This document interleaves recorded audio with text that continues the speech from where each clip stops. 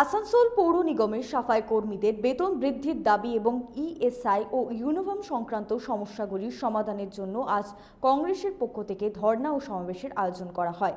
গির্জা মোড় থেকে আসানসোল পৌর নিগম পর্যন্ত একটি বিক্ষোভ মিছিল হয়।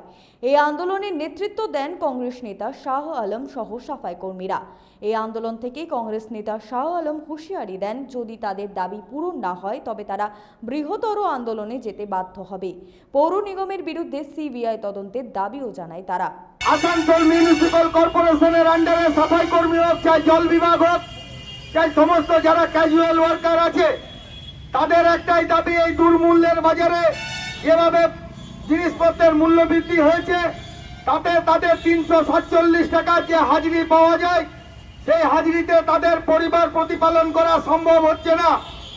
এই পরিস্থিতিতে তারা 2021 সাল থেকে কর্পোরেশনের কাছে দাবি জানিয়ে আসছে যে আমাদেরকে ন্যূনতম 500 টাকা হারে মজুরি প্রদান করা হোক, কিন্তু কর্পোরেশনের পক্ষ থেকে কোনো মতেই কোনো রকম আওয়াজ এখনো পর্যন্ত শ্রমিকদেরকে আশ্বাস বা কোন রকম কথা কর্পোরেশনের সামনে কর্পোরেশনের মেয়র সাহেবদের পক্ষ থেকে পাওয়া যায়নি।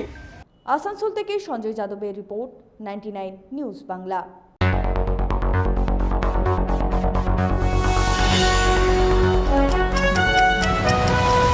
আপনারা দেখছেন 99 নিউজ বাংলা।